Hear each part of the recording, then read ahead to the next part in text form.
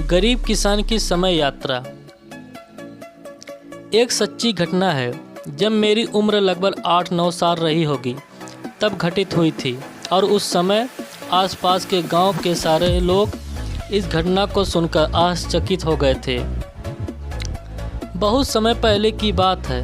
एक गांव में बंसी नाम का किसान रहता था। वो रोजाना ही अपने खेतों पर काम करने जाता था।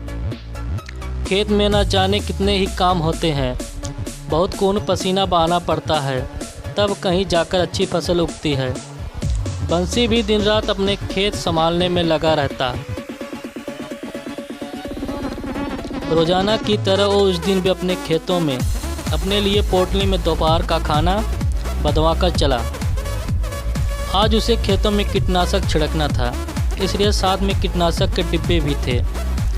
आज सामान थोड़ा ज़्यादा था। सारा सामान लेकर वो खेत पहुंचा।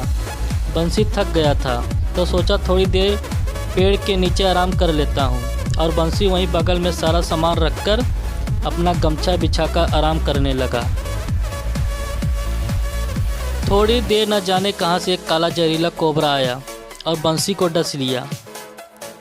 बंसी ने सांप को जाते हुए देख लिया। उसने फौरन अपने पैर में कपड़ा बांधा कि जहर और जगह न फैल जाए, और हंसिये से गहरा चीरा लगाकर खून को बहने दिया।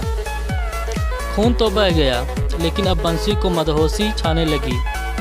जहर ने अपना असर शुरू कर दिया था। अब बंसी को कुछ नहीं सूझ रहा था। घर भी कम से कम 2-3 कोस दूर था। अब उसकी नज़र कीटनाशक पर पड़ी। उसने सोचा तड़प तड़प कर मरने से अच्छा है कि एक बार में ही खात्मा हो जाए, और उसने 2 डिब्बे कीटनाशक पी लिया और सोचा कि घर की ओर जाता हूँ। अगर रास्ते में मर गया तो कोई ना कोई लाश पहुँचा ही देगा। अब उसने घर की पगडंडी पकड़ ली और चला घर की ओर। कुछ देर में वो घर पहुँचा, लेकिन वो अब तक जिंदा था। फिर उसने सारी बात घर वालों को बताई। बेटा बोला, चलो अस्पताल, और पड़ोसी की साइकिल मंगाकर और दोनों अस्पताल पहुँचे। पीछे पीछे घर वाले और आस पड़ोसी भी पहुँच गए। डॉक्टर ने देखा तो मरीज की हालत बिल्कुल ठीक थी। उसके शरीर में न जहर के कोई लक्षण नहीं थे। फिर डॉक्टर ने बंसी से कहा, मुझे शुरू से सारी बात बताओ। बंसी ने कह सुनाया। डॉक्टर बोले, तुमने समझदारी दिखाई, कपड़ा बांध कर चीरा लगाया, जिससे जहरीला खून निकल गया, और कीटनाशक पीने से तुम्हारे शरीर में जहर का असर खत्म हो गया, क्योंकि जहर ही जहर को मारता है। ये सब सुनकर सब आश्चर्यचकित हो गए। उस समय बंसी एक बुरे समय की यात्रा की, लेकिन चाहे जो भी किया हो, उसे मरने के लिए ही सही, लेकिन वो अभी सबके सामने जीवित खड़ा था।